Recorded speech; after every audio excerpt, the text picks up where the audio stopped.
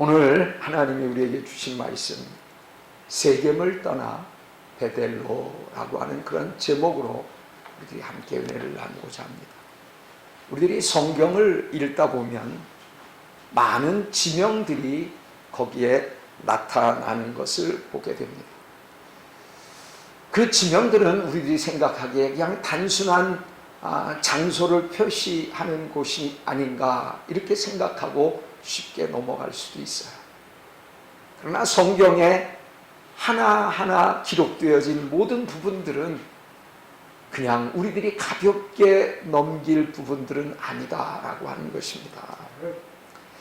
특별히 특별한 장소를 통해서 하나님의 구원의 역사, 그리고 하나님이 주시고자 하는 영적인 교훈을 하나님은 백성들에게 주시기를 원한다라는 것입니다. 예를 든다면 이스라엘 백성들은 요단강을 건넌 후에는 특별히 두 가지 지명을 접할 수가 있어요. 그 하나가 바로 여리고입니다. 그 여리고 성은 난공불락의 성이었지만 반드시 정복하고 넘어가야 할 곳이고, 하나님께서는 여호수아의 리더십과 더불어 그 성이 무너지게 하셨고, 그 여호수아의 고백처럼 그 지역 여리고는 저주받은 심판의 대상지라고 하는 것을 암시하게 됩니다. 그러면서 그들이 또 접하게 되어질 하나의 지명이 길갈이라고 하는 곳입니다. 이 길갈은 이스라엘 백성들이 광야의 생활을 모두 마무리하고 바로 그 지역에서 할례를 받으면서 그리고 절기를 지켰다라고 하는 아주 의미 있는 장소가 되어지는 것입니다.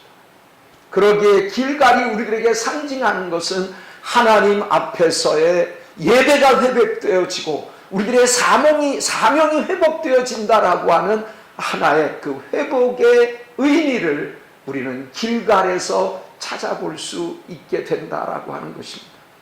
오늘 우리들이 말씀을 읽으며 또 말씀을 통해 은혜를 받게 되어지는데, 거기에도 역시 두 가지 지명이 기록되고 있다라고 하는 것입니다. 그 하나는 무엇입니까? 바로 세겜이고 또 다른 하나는 베델이라고 하는 것입니다. 세겜은 어떻게 보면 야곱이 안정과 번영을 추구했었던 곳이기에 그곳에서 머무르기를 원했던 곳이 바로 세겜이었다라고 하는 것입니다. 세겜은 인간적인 방식과 방법을 통하여서 어떻게 하면 이 세상을 살아갈 수 있을까를 고민하게 만드는 세속에 휩싸인 그 같은 장소를 우리들에게 의미해 주는 것이에요. 반면 베델은 어떻습니까? 하나님은 베델을 어떻게 우리들에게 가르쳐 주고 계십니까? 그 베델은 어떻게 보면 야곱이 도망자의 신세에서 가장 처절한 그러한 아픔과 어려움과 번뇌가 있을 때 바로 그곳에서 하나님을 만났다라고 하는 놀라우신 의미가 그 장소에 배어 있는 것입니다. 오늘 저와 여러분들이 살아가는 인생은 이와 같이 세겜을 통과하기도 하고 또 베델에 머무르기도 하는 이와 같은 여정들이 우리의 인생 속에서는 계속되어진다라고 하는 것입니다. 오늘 신앙의 여정이 무엇을 말합니까? 바로 한마디로 세겜을 떠나 베델로 향하는 삶, 이게 바로 신앙의 여정이 아니겠습니까? 오늘 우리는 이 땅에서 살아가면서 많은 공고와 어려움과 또 이 세상의 번영을 누리기를 원하면서 이 땅에 묶여 지내는 경우들이 얼마나 많이 있습니까? 그러나 우리들이 궁극적으로 도달해야 할 곳은 이 땅이 우리의 목적지가 아니라 우리들이 가야 할 곳은 바로 우리의 영원한 도성인 하나님 나라라고 하는 것입니다. 오늘 이와 같은 의미들을 우리들의 마음속에 연관시키면서 하나님께서 야곱에게 뿐만 아니라 우리에게 주시는 그 약속의 말씀이 있습니다. 오늘 설교의 제목처럼 우리도 역시 세겜을 떠나 베델로 올라가는 저와 여러분들의 신앙이 여정이 되기를 주의 이름으로 부탁합니다. 먼저 베델은 야곱이 하나님을 만났던 은혜의 시간입니다. 오늘 우리들이 그 하나님의 은혜라고 하는 그 찬양을 우리들이 부르지 않았습니까? 우리들에게 하나님의 은혜 하면 뭔가 가슴이 먹먹해지고 우리들에게 의미 있게 다가오지 않습니까? 그것이 바로 하나님의 은혜라고 하는 것입니다. 근데 베델은 바로 하나님의 은혜의 처소다라고 하는 점을 우리들이 기억해야 한다라고 하는 것입니다.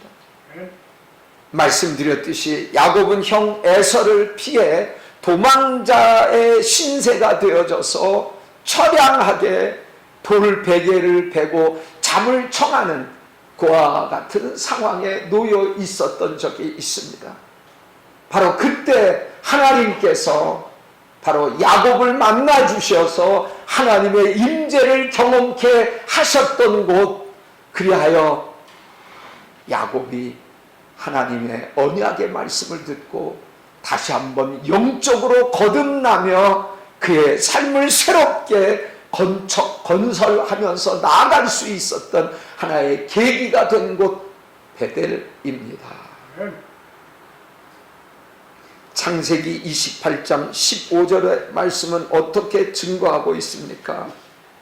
내가 너와 함께 있어 내가 어디로 가든지 너를 지키며, 이와 같은 말씀이 담겨 있지 않습니까? 하나님의 임재를 경험하는 것, 그리하여 하나님과 동행하는 삶을 사는 것이 우리의 인생에서 하나님이 베풀어 주신 가장 큰 은혜라고 하는 이 사실을 우리는 잊지 않아야 합니다. 야곱은 이와 같은 하나님의 약속의 말씀을 들으면서 어떤 고백을 합니까? 야훼께서 과연 여기 계시거늘 내가 알지 못하였도다 라고 말하지 않습니까? 그러면서 이것이 바로 하나님의 하늘의 문이다 라고 고백하게 이르지 않습니까? 오늘 우리들의 삶 가운데 많은 어려움들이 우리의 신앙의 여정 가운데 놓여질 수 있습니다. 야곱과 같은 그와 같은 어려운 처지에 우리들이 놓여질 수도 있다라는 것입니다. 그러나 그 처소에서 우리들이 그저 낙심만 할 것이 아니라 하나님의 임재를 통하여서 그 은혜를 다시금 깨닫게 되고, 그리고 그 은혜로 말미암아 우리의 삶의 새로운 전환점을 우리들이 찍게 되어지는 이와 같은 놀라운 역사를 우리는 기대해야 하는 것입니다. 베델이라고 하는 것은 바로 House of God, 하나님의 집이다 라고 하는 그런 뜻이 바로 베델이라고 하는 그 명칭에 담겨 있습니다. 처음 하나님의 임재를 경험하면서 약속의 말씀을 듣고 그리고 인생의 방향이 바뀌어버릴 수 있었던 그 처소, 바로 그것이 하나님의 집이라고 하는 베델이었던 것입니다. 오늘 우리도 야곱과 같은 처지에 놓여 있지 않습니까?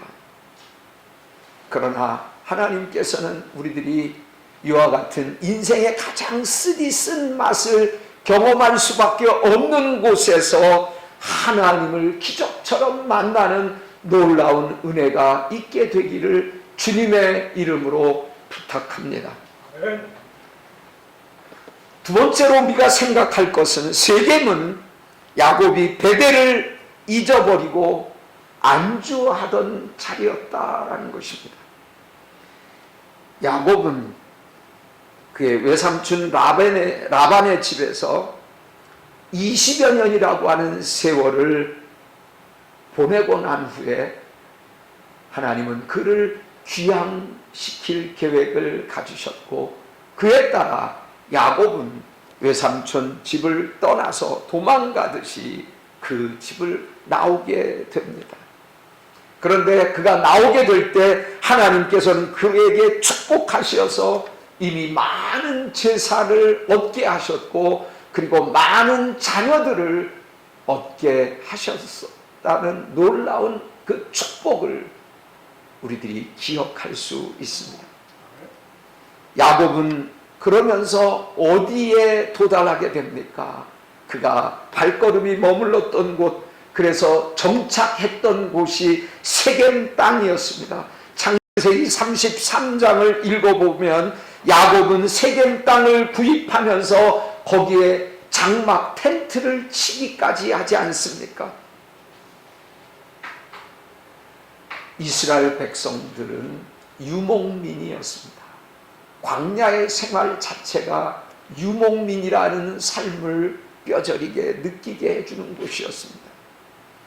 하나님께서 그 이스라엘 백성들을 광야 생활을 통하여 가나안 땅으로 인도하시는 동안 하나님께서는 그들로 어느 한 곳 이 인생이 땅에 정착하면서 살 수 있는 것이 아니다라고 하는 교훈을 하나님은 이스라엘 백성들에게 40여 년 동안 철저하게 가르치고자 하셨던 것입니다. 우리도 마찬가지입니다. 우리가 비록 집에서 안전하게 평안을 누리면서 정착하며 살아가지만 그럼에도 불구하고 우리는 늘 정착민이기보다는 하나님 안에서 우리는 유목민이라고 하는, 그래서 하나님이 오늘은 여기를 떠라, 내가 너희에게 지시할 곳으로 가라고 하면 우리는 그 명령에 순종하면서 아무런 토달지 않고 주님이 말씀하신 곳을 향하여 가는 존재가 바로 우리라고 하는 것입니다. 문제는 바로 야곱과 그의 가족 모두가 세겜 땅의 자리를 잡으면서 위기도 많은 문제도 발생하기 시작되었다라는 것입니다.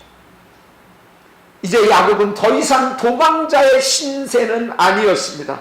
베델의 하나님보다 이제 세겜의 안정을 더 추구하는 삶이 그들의 삶의 좌표가 되어지기도 했습니다. 그 결과 창세기 34장에 기록되어진 하나의 비극이 발생되어지는 것입니다. 딸 디나가 그 세겜에 살아가고 있는 그 세겜 족속에 의하여서 욕을 당하는 사건이 벌어지게 됩니다. 그 사건을 참지 못했던 시므온과 레위는 디나를 욕보인 그 족속을 결국 학살하기에 이르게 됩니다.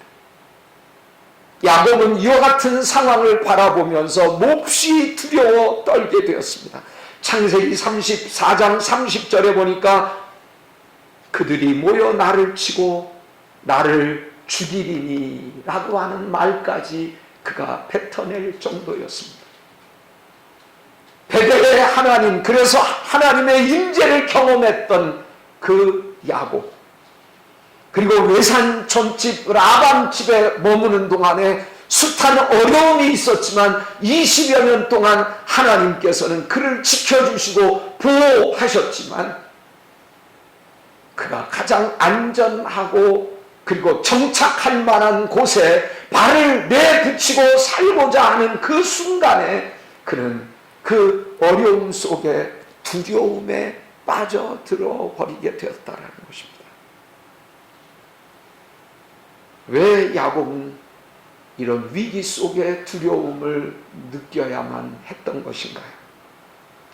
디나 사건만이 그를 두렵게 했었던 이유일까요? 아닙니다.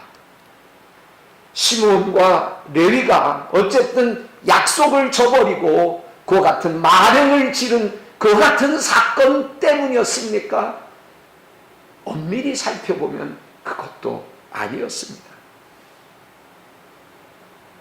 야곱과 그의 모든 식구들은 베델을 잊어버렸다라고 하는데 문제점이 있다라는 것입니다. 오늘 우리의 삶 속에서도 세겜과 같은 이 땅에서 살다 보니 우리에게 베델은 보여지지도 아니하고 새까맣게 베델이 잊어져 버리는 경우들이 얼마나 많이 있느냐라고 하는 것입니다. 문제는 우리들이 베델을 망각하는 데 있다라고 하는 점을 주님 앞에서 우리들이 뉘우치며 우리들이 이 부분을 주님 앞에 회개해야 할 것으로 삼아야 한다는 것입니다. 오늘 우리도 세상적인 것을 얻기 위해 우리가 잊어버린 것이 무엇인지를 곰곰이 되새겨보는 이 시간이 되기를 주님의 이름으로 부탁합니다. 우리가 세 번째로 생각할 것은 이와 같은 위기의 순간이 야곱에게 놓였지만 하나님께서는 야곱을 다시금 부르셨다라는 것입니다.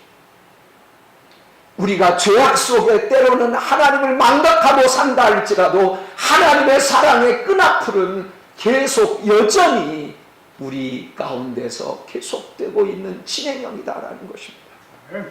오늘 본문 1절의 말씀이 감동적이지 않습니까? 일어나 베델로 올라가라. 여러 의미가 그 말씀 안에 함축되어 있는 것입니다.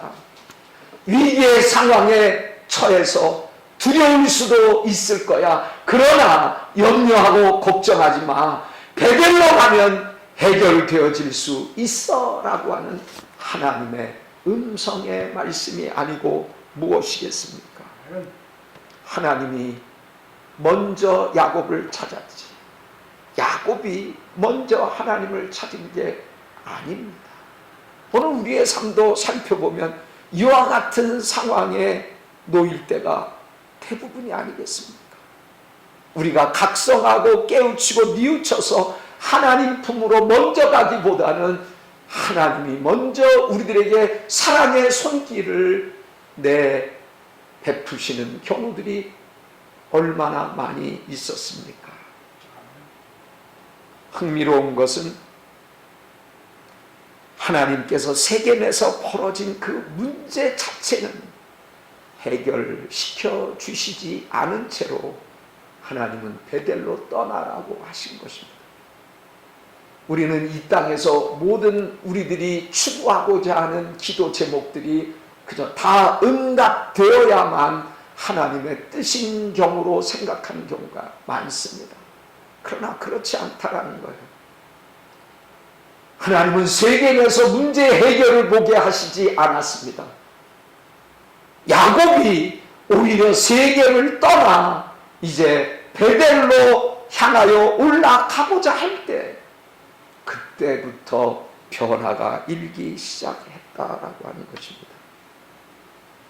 디나 사건도 하나님은 해결해 주시지 않았어요. 하나님께서는 그들의 원수도 제거해 주시지 않으셨습니다.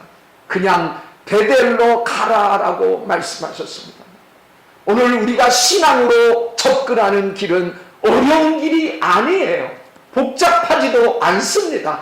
다만 순종이 요구되어질 뿐입니다.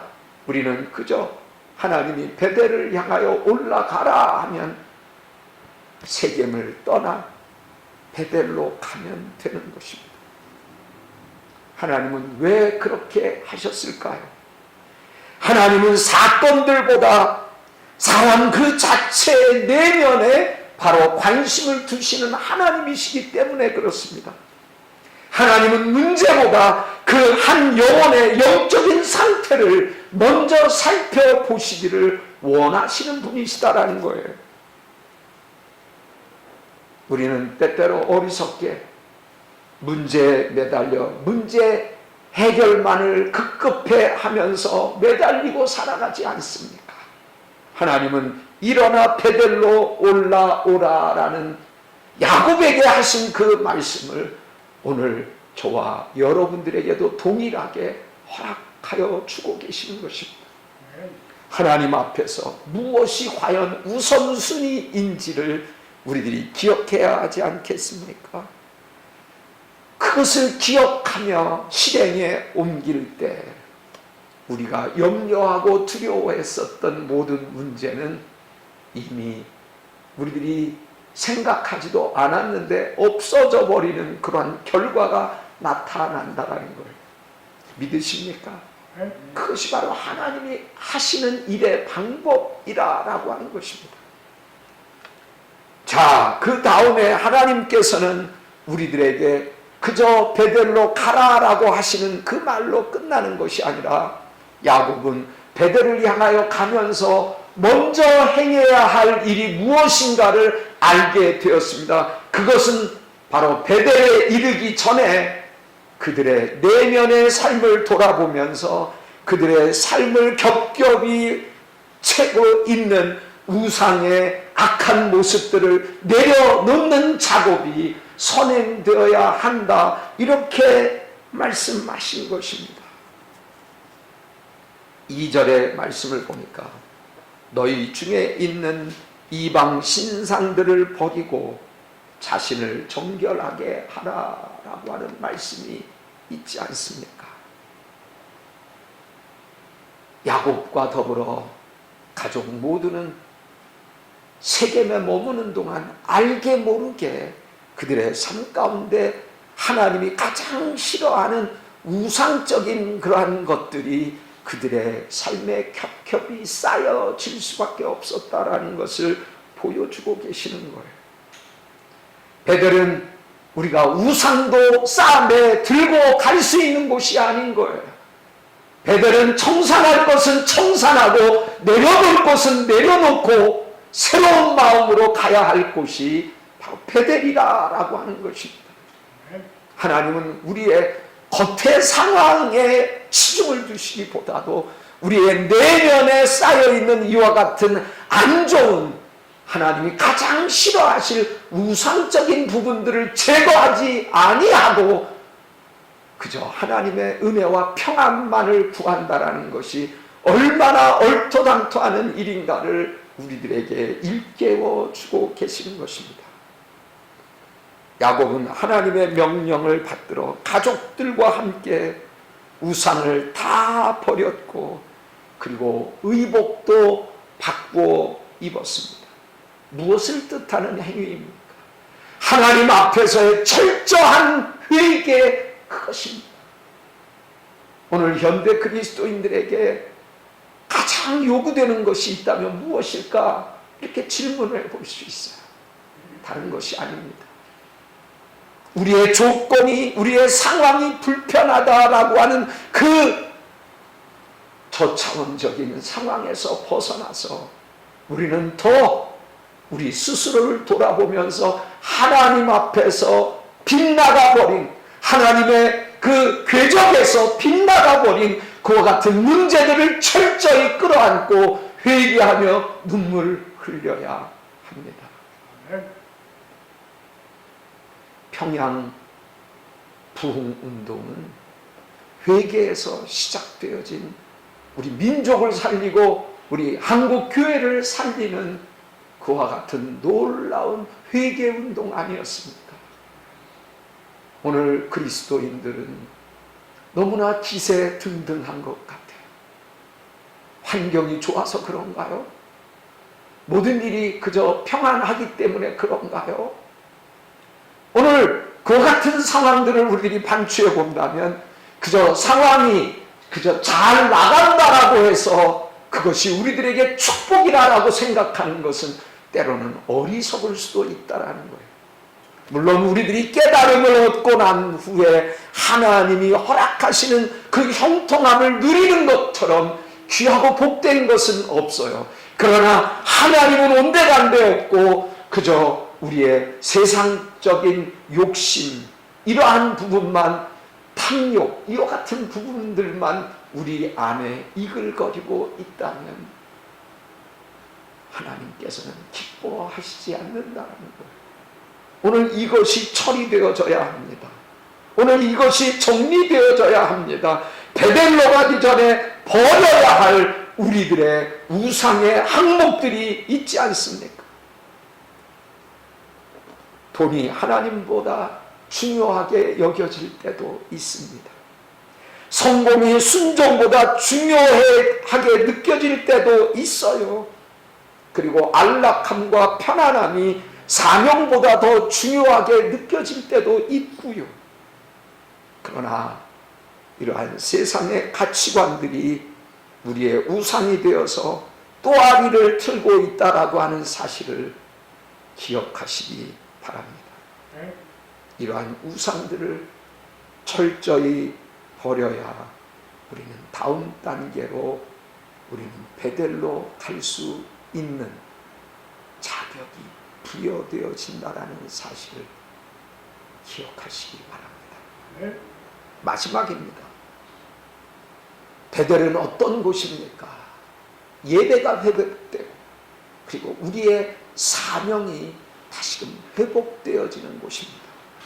야곱은 베델에 도착하자마자 제단을 쌓았습니다. 그러면서 하나님을 예배하기 시작했습니다.